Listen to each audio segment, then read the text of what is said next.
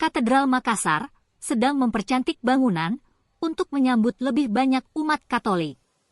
Riuh-riuh pengerjaan renovasi begitu sibuk di Jalan Kajuala Lido, nomor 14, pada Sabtu 10 Agustus 2024, pagi.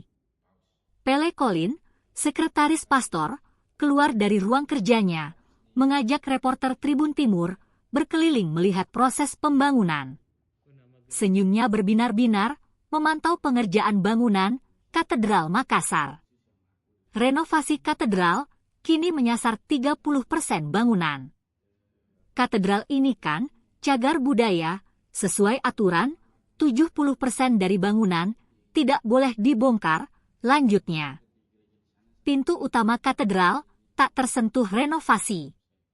Ornamen kaca bagian atas pintu utama juga masih peninggalan sejak berdirinya katedral. Sisi bagian depan dan tengah Katedral Makassar dipertahankan keasliannya. Begitu juga menara jam dan patung Yesus Kristus tetap berdiri kokoh menyambut umat Katolik. Suasana di dalam katedral penuh bahan bangunan. Ruang utama kini jadi fokus renovasi. Selama pengerjaan ini kita beribadah di basement, jelas Pele Colin. Buku sejarah Katedral Makassar sejak awal digenggam Pele Colin berkeliling menemani tim Tribun Timur.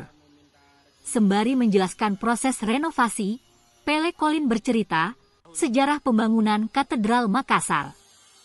Katedral Makassar mulai dibangun 1889 Masehi, 1 tahun pembangunan konstruksi Katedral Makassar, selesai tahun 1900 Masehi.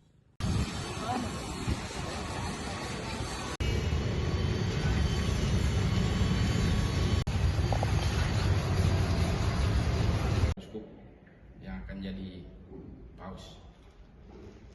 Nah, status Indonesia itu sama dengan status di nama gereja di sini itu ini.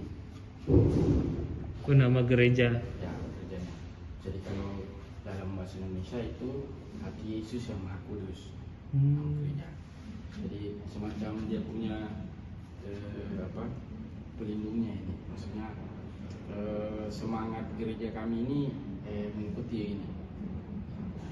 Umpamanya ada di gereja di sana Santo Yosef, nah, berarti gereja itu mengikuti semangat Santo Yosef. Di setiap gereja Katolik itu ada pelindungnya masing-masing. Sama berarti yang di sini juga, Pak? Nah, kalau itu gereja Immanuel, itu gereja Protestan. Oh, Protestan. Beda. Beda ya. Ya. Kalau gereja Katolik itu kita punya beginian, nah, sedangkan di gereja Protestan mereka tidak punya patung, kayak gini gambar kagak. Berarti nama aslinya gereja ini yang ini, Pak ya? Ya, masih sampai dipakai sekarang. Ini dari awal berdiri? Waktu diresmikan gereja ini sudah. Jadi setiap gereja Katolik kalau dibangun pasti dikasih nama. Iya. Dan waktu diresmikan dikasih nama. Oh, ini gereja hati Yesus yang Maha Kudus. Oh, di Jalan Latimojo itu Santo Yosef dikasih nama.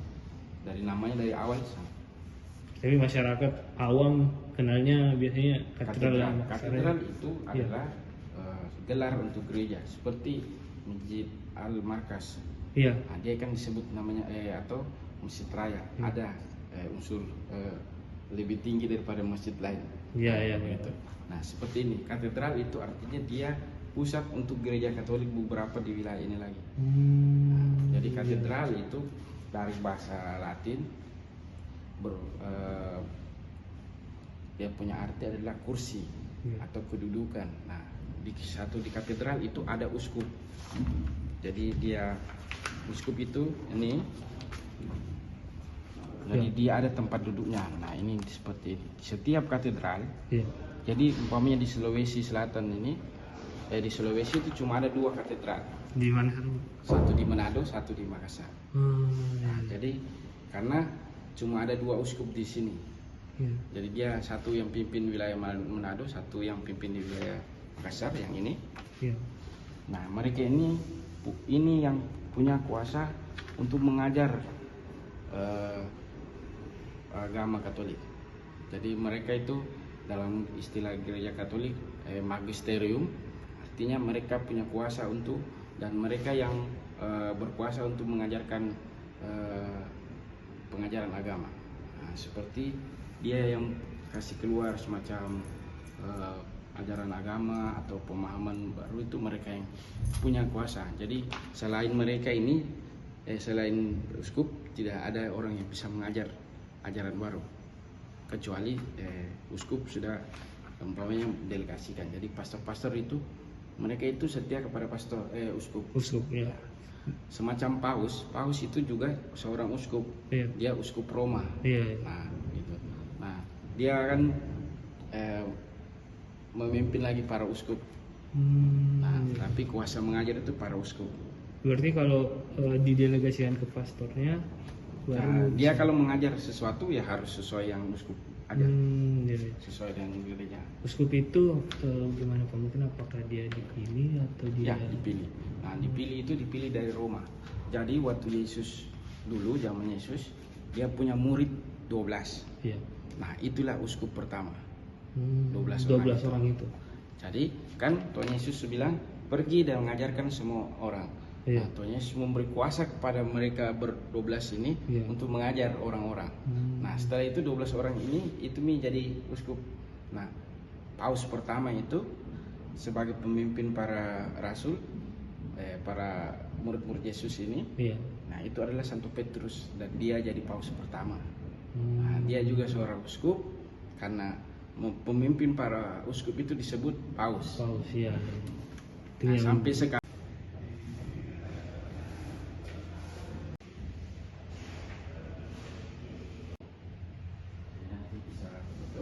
ada ceritanya, cerita bersama ini seperti kayak komik begitu. Iya. Jadi ini kayak macam mural yang ada ceritanya. Berarti ke-14 ini semua mengandung cerita masing-masing yang bersambung Pak ya? Bersambung. Jadi ini ceritanya ini tentang prosesi Yesus waktu diumati sampai jadi wafat di sana, sampai yang sana. Oh, jadi harus disusun berurutan nih Pak? Ya. Jadi seperti di atas itu ada tertulis nomornya. Iya. Nah, itu ada perhatian. Nah, itu dia.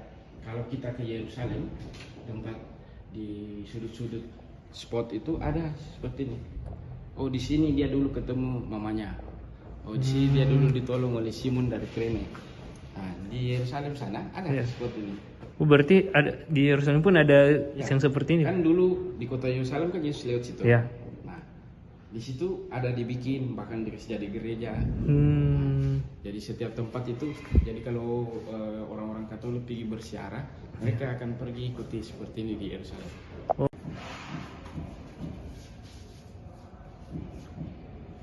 Ini salah satu barang yang dari gereja asli. Ya. Ini dikirim dari Belanda, tapi pembuatan ini dari Prancis. Berarti dikirim Belanda, pembuatan di Prancis Pak? Ya, dibikin di Prancis, baru dikirim di Belanda. Jadi ini ada dua bersaudara orang Prancis yang bikin. Habis itu pastor Belanda bawa ke Indonesia. Ya. Dibangun. Waktu COVID itu sudah jadi setengah. Tapi dulu ini aulanya ini difungsikan apa nih? Tanah kosong. Nah, maksudnya waktu dibuat 2019 memang untuk apa untuk dibuat? persiapan itu. Oh, persiapan renovasi di atas, makanya dibuat. Ya, tapi fungsi berikutnya nanti akan jadi aula. Aula. Ya, jadi waktu dibangun itu ini tanah kosong ini. Iya. Nah, kita bangun habis dengan fungsi bahwa kita bangun ini nanti kalau gereja kita direnovasi kita masih bisa ibadah di sini. Iya. Tapi fungsi berikutnya adalah ini adalah tempat untuk aula, pertemuan, pembelajaran gitu. Jadi ini sudah dibangun. Di sini. Oh, sampai di luar sini. Ya, sudah tidak muat lagi di dalam. Iya. Jadi orang kalau ini, apalagi kalau Natal, Iya. itu karena ini adalah gereja pusat, tempat uskup itu memimpin gereja Katolik setempat sini. Iya. Dia punya gereja ini dia di sini. Jadi umat yang semacam perantau atau pelancong gitu, mereka pasti datang ke sini. Jadi kalau Natal itu sampai 3.000 orang. 3.000 orang. Nah, sedangkan kapasitasnya cuma 700. Iya. Nah, makanya yang lain itu di luar. Gitu. Berarti banyak juga pada daerah lain yang Ya. ke sini. Jadi umpamanya dia kan liburan Natal. Iya. Nah, dia datang ke Makassar, dia sekalian pergi gereja, datang ke sini. Atau orang yang mudik. Nah, umat atau orang yang karena katedral ini tempatnya strategis, dilewati oleh jalur transportasi. Iya, betul. Nah, orang dari atas daripada di gereja sini ini naik PPT langsung depan katedral. Nah, makanya orang banyak di sini. Iya. Nah, sehingga kalau Natal itu bisa sampai 3.000 orang. Bisa sampai 300 sampai 500 sampai 700 orang. Nah, dulu jadi setiap 1 jam misa itu 1 jam ibadah itu gereja Protestan Emmanuel yang ada menara depannya. Oh, gereja Kristen Emmanuel itu yang ditiru. Tapi direnovasi. Iya. Kan sebelumnya tadi itu, nah Iya. harusnya direnovasi jadinya seperti ini. Ya, jadi seperti ini, Pak. Tapi karena Dia itu kesulitan menaruh menara setengah sini, iya. sehingga mereka pasang daripada saya masuk ke sini, pasang di depan. Sedangkan di sini kan gereja Katolik itu menaranya selalu di atas Iya. atau di samping. Biar jarang Ada di depan. depan. Nah itu kalau biasanya arsitektur bangunan yang ini kita gereja Protestan. Protestan. Biasanya kalau Katolik di tengah atau kiri kanan. Seperti yang kita bikin yang baru. Oh, tapi karena keterbatasan mungkin pengetahuan dulu Pak ya untuk membangun di tengah ya. Nah, jadi harusnya seperti itu. Oh, harusnya seperti ini. Telinga atau di Iya.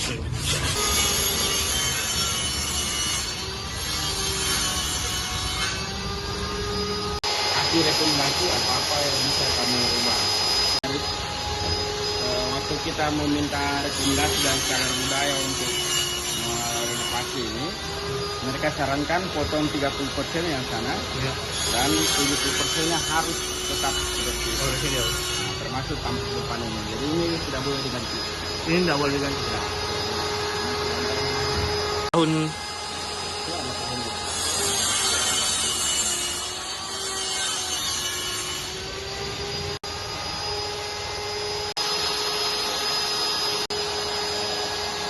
Langsung sudah dikerja.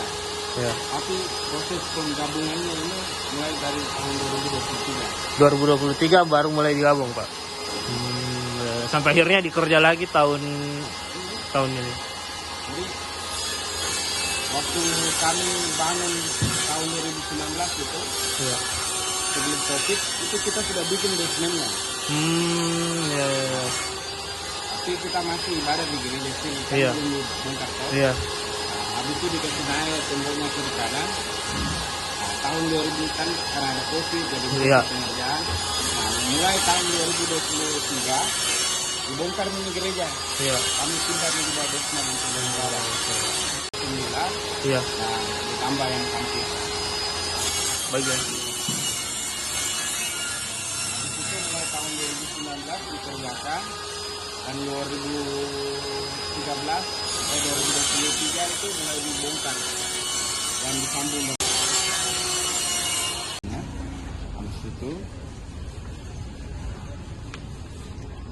direnovasi jadi seperti ini. Yang Oh, sekarang. ini yang sekarang ya Pak ya? Sekarang. Nah, ini bagian dalamnya. Iya. Ini udah berapa kali renovasi Pak? Ini kedua. Kedua kalinya. Habis itu ini dipakai sampai tahun 2019 itu mulai ada wacana bahwa akan direnovasi karena sudah tidak cukup lagi kapasitasnya. Iya. Jadi ini dana awalnya, dana dalamnya gereja. Jadi sampai tahun 2023 itu. Jadi setelah itu dipotong 30%, Iya. dikasih silang.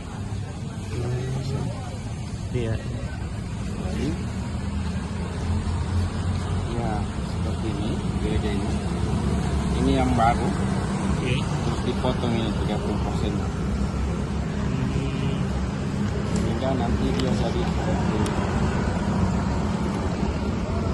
Ini model yang baru ya Pak ya? Iya. ini gereja lamanya, ini yang baru. Itu wah dulu kapasitasnya berapa sih dan mau sekarang ini rencananya kapasitas berapa? Yang paling awal itu kapasitasnya 200 200 jemaah. Habis itu dan setelah renovasi 1939 itu dia 700. Ya. Nah nanti ini itu sekitar 2000. Bisa sampai 2000 jemaah. Iya, ya. Berarti memang tiap tahunnya ada selalu pertemuan jemaah Pak ya? Nah, tidak setiap tahun tapi setiap minggu Ya. itu yang datang gereja di sini itu mungkin sekitar 2000 orang. Iya. Siap-siap. Sekarang progresnya Pak mungkin bisa dijelaskan? Progres apanya itu? Progres pembangunannya. Ya mungkin 50%. Ya. Targetnya selesai di tahun ini Pak? Mungkin tahun ini Bisa rencananya. rencananya tahun ini Pak. Tapi sementara pembangunan ini masih tetap dipakai ya Pak? Atau gimana? Untuk ibadah? Iya, jadi sebelum kita bongkar gereja, di bawah pembangunan ini ada bikin basement. Iya. Nah, sehingga kita bikin ibadah di bawah basement. Oh, berarti sudah ada basement sebelum Ya. dibangun ya Pak ya? Jadi kita bangun dulu Iya. sebagai fondasinya, Iya. terus ada basementnya, terus setelah jadi terus naik dibongkar gereja pindah ke bawah. Siap-siap. Seperti ini. Ini model pertama. Ya. Ini tahun 1900. Jadi selesai tahun 1900. Kemudian 1937 Ya. itu gereja kapasitasnya sudah cukup lah, sehingga ditambah sayapnya. Ya. Nah, dan ditaruh menara di depannya. Jadi ini bentuk asli ini yang ditengah. Oh, yang di tengah Pak ya? Kemudian buat renovasi kan dari awalnya. Nah, ini bagian dalamnya. Renovasi awal ini Pak. Download Tribun X sekarang, menghadirkan lokal menjadi Indonesia.